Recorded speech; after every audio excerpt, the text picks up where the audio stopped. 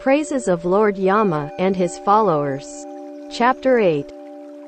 At that time, from within the Iron Ring Mountain, Lord Yama and his following of infinite ghost kings came before the Buddha. In the Trayastrimsha heaven, they were the Ghost King Evil Poison, the Ghost King Many Evils, the Ghost King Great Argument, the Ghost King White Tiger, the Ghost King Blood Tiger, the Ghost King Crimson Tiger, the Ghost King Spreading Disaster, the Ghost King Flying Body, the Ghost King Lightning Flash, the Ghost King Wolf Tooth, the Ghost King Thousand Eyes, the Ghost King Animal Eater, the Ghost King Rockbearer, the Ghost King Lord of Bad News, the Ghost King Lord of Calamities, the Ghost King Lord of Food, the Ghost King Lord of Wealth,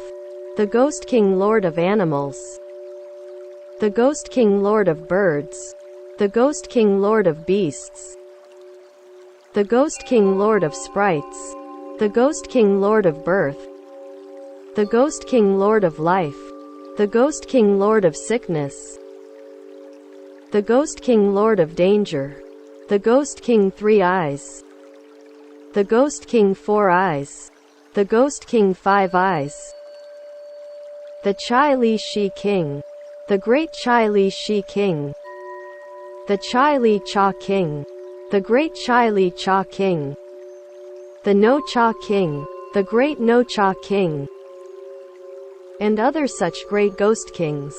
With them were hundreds of thousands of minor ghost kings, who dwelt throughout Jambudvipa, each presiding over certain jurisdictions. Aided by the Buddha's awesome spiritual strength, and the power of Earth Store Bodhisattva, Mahasattva, and together they stood to one side. Then Lord Yama knelt on both knees, placed his palms together, and said to the Buddha, "World-honored one, aided by the Buddha's awesome spiritual strength, and the power of Earth Store Bodhisattva, I have been able to come to this great assembly in the Trayastrimsha heaven, and to be joined by all these ghost kings. There is now a small doubt that I should like to express, and we hope the world-honored one will be compassionate and resolve it." The Buddha told Lord Yama, "I will answer whatever you want to ask." At that time, Lord Yama looked respectfully at the world-honored one, made obeisance, turned his head to acknowledge Earth Store Bodhisattva, and then said to the Buddha, "World-honored one, I observe that Earth Store Bodhisattva uses hundreds of thousands of expedient devices to take across beings who are suffering for their offenses within the 6 paths of rebirth. I see that he does so unstintingly, without the least fatigue. Although this great bodhisattva uses his inconceivable spiritual penetrations to do such deeds, it doesn't take long for the beings whom he has helped in gaining release from retributions to fall again into the bad paths. World-honored one, since Earth Store Bodhisattva has such great inconceivable spiritual power, why are beings not able to rely on it to stay in the good paths and to be freed once and for all?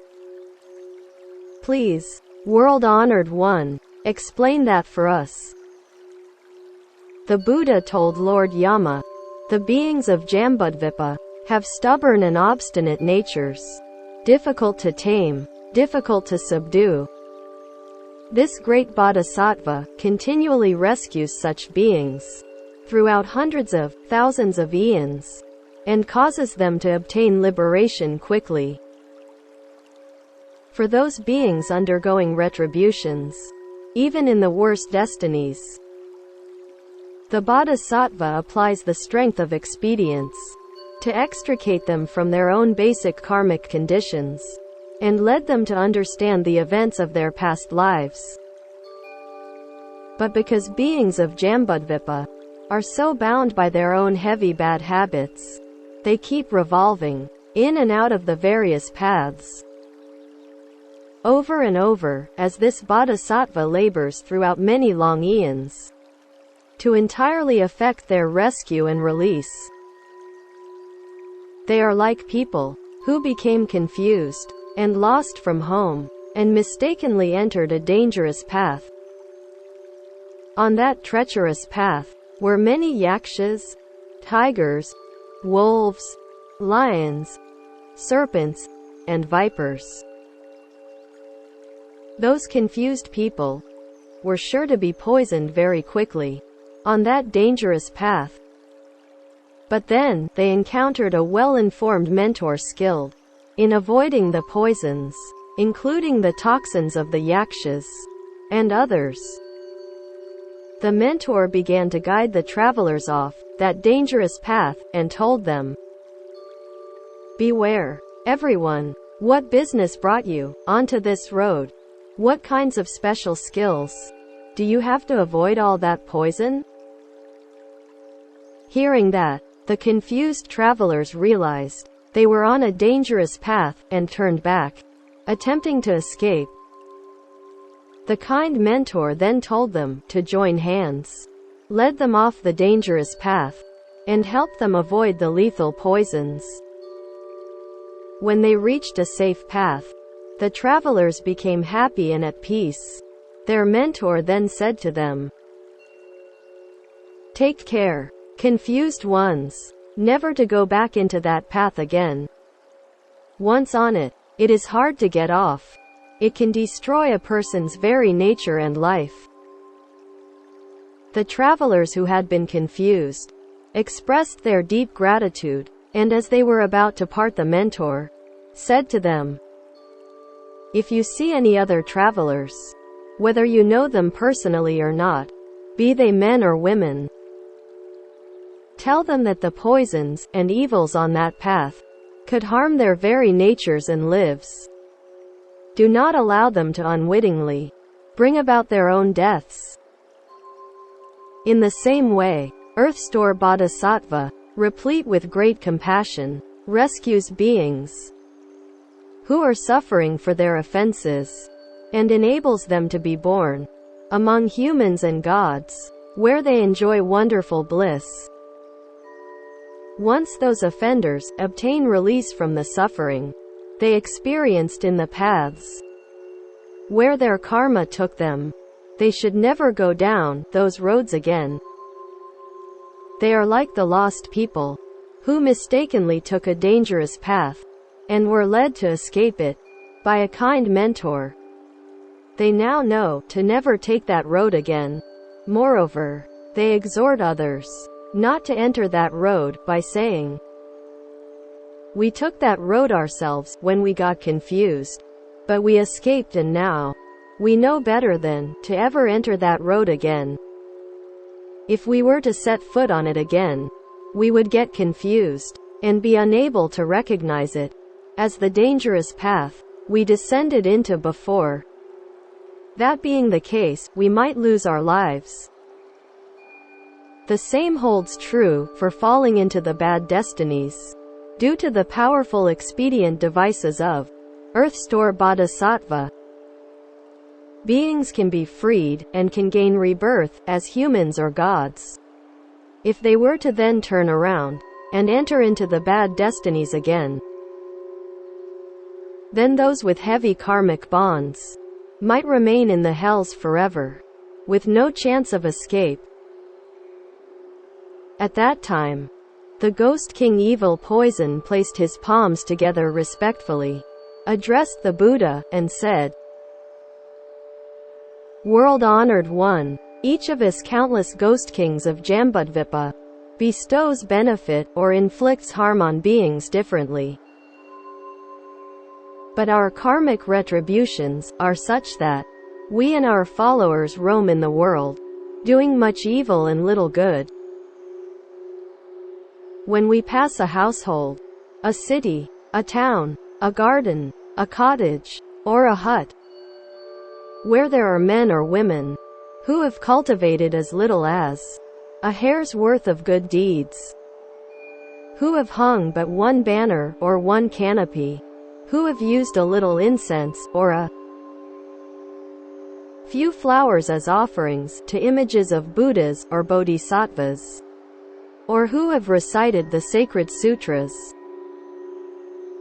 or burned incense as an offering to even one sentence or gatha in them, where ghost kings will respect such people as we would the Buddhas of the past, present, and future.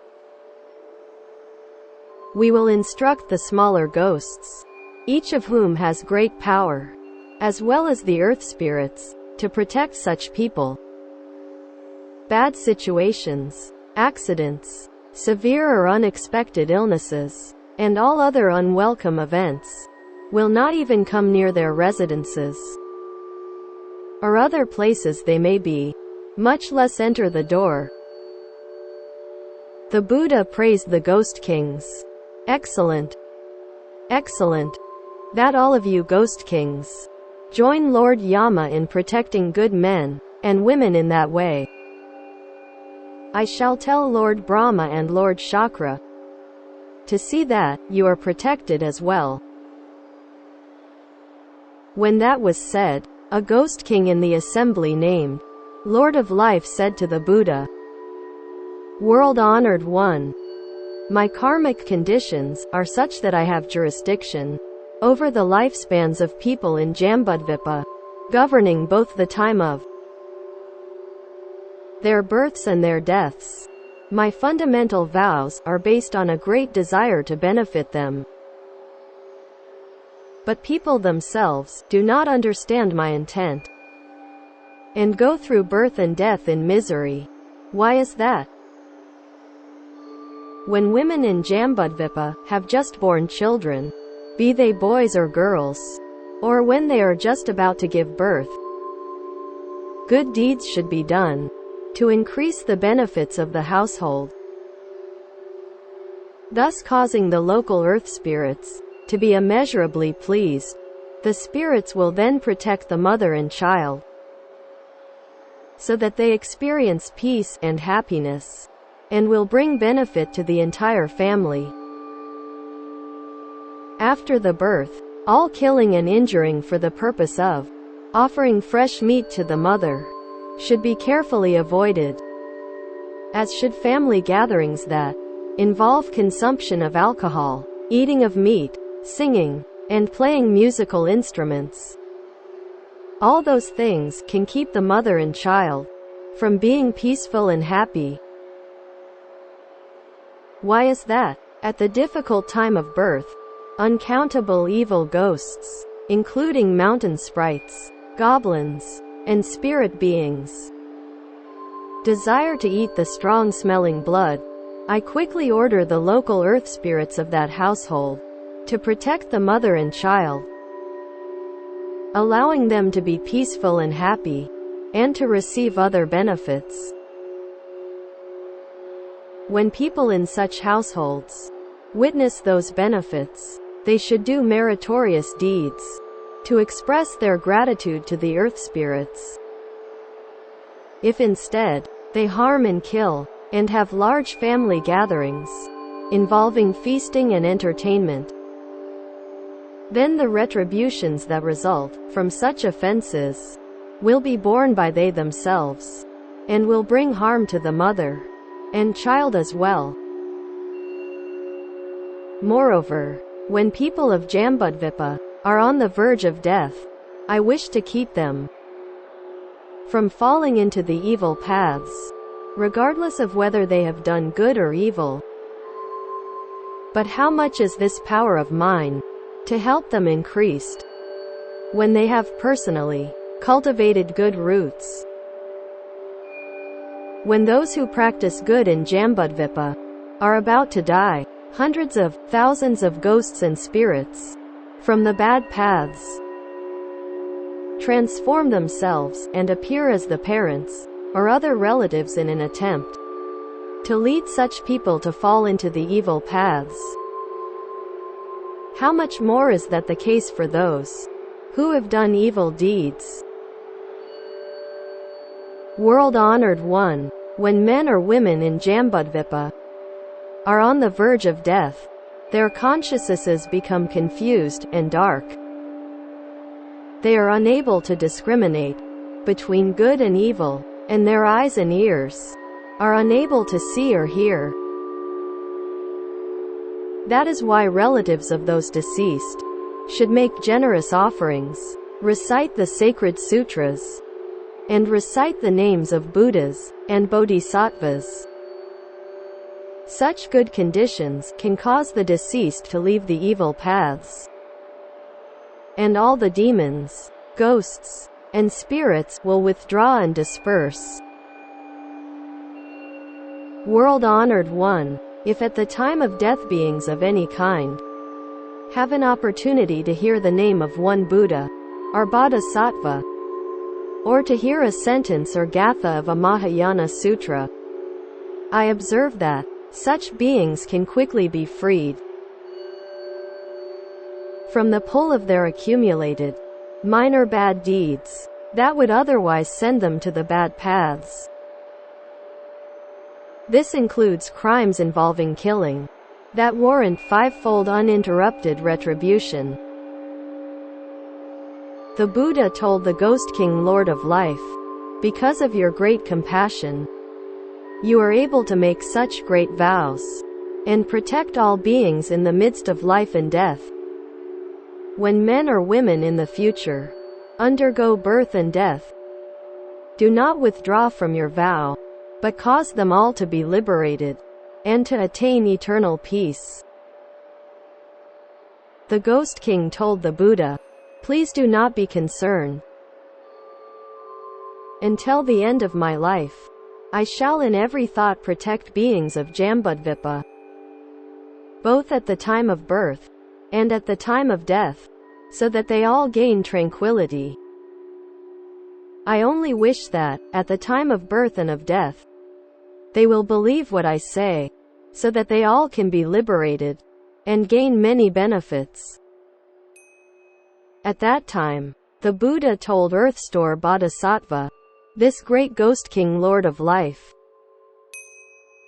has already passed through hundreds of thousands of lives as a great Ghost King, protecting beings during both birth and death. Only because of this great being's compassionate vows does he appear in the body of a great Ghost King, for in reality, he is not a ghost.